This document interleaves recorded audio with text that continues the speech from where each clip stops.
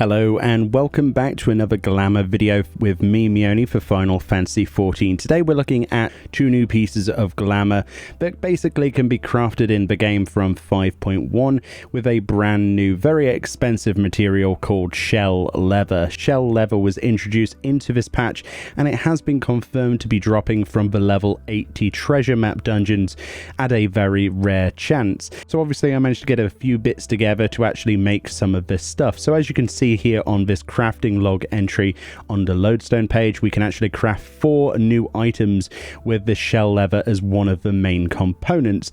Those include 2 pairs of boots, which I won't be showing today because I didn't manage to get anywhere near the recipe level to actually make those, or any of my friends had those, but I do want to show the 2 chest pieces, which are obviously the most interesting part about this, and of course we can cover the boots in a later video when we actually get closer to being able to actually purchase or farm for those as well.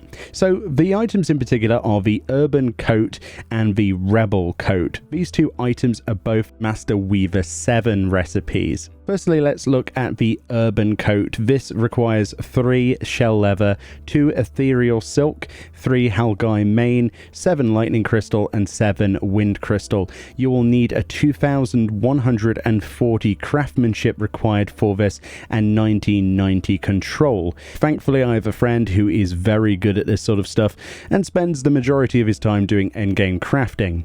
The other item then is the Rebel Coat, which has pretty much the same materials with some slight differences. We need 3 of the new shell leather, 2 ethereal silk, 2 Manzasiri hair, 1 mana silver nugget, 7 lightning and 7 wind crystals, with again that 2140 craftsmanship and 1990 control. Both of these items look pretty good, so if we were to compare these on screen, we'll have a side by side of the front view, and then we'll toggle around that as well with different views. These are both dyeable items, but the main difference, as you can see, is that the Rebel Coat on the right there has a lot more, well, rebellious features to that. There's a lot more details and chains and sort of like this whip-esque thing on the side, whereas the Urban Coat is essentially pretty much the same coat with a lot less of those intricate details, but looks a lot more standardized and less rebellious. I think the clue is pretty much in the title of these 2 items when it comes to actually explaining them.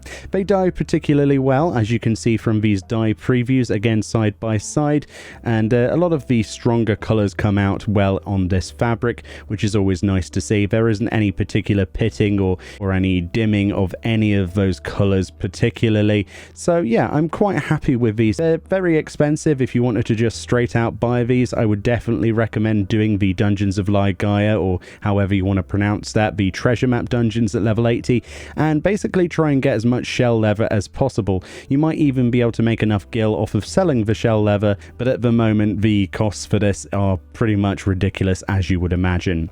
Either way, hopefully this video gave you enough insight into these brand new items. I really like these, and I'm sure the boots will go quite well with them. The only thing I will say is that long hairs will clip through that feathered ruff, that sort of, you know, fuzzy ruff around the collar there, so bear that in mind before you purchase. Apart from that, it looks very cool. I cannot wait to actually dye this in a nice black, sort of jet black color, and then have some high heels and long tights. Probably mix and match this with the Nier Automata stuff, the 2B outfit, and I will pretty much be golden at that point. Thank you kindly for watching, enjoy your evening, and I'll see you all next time.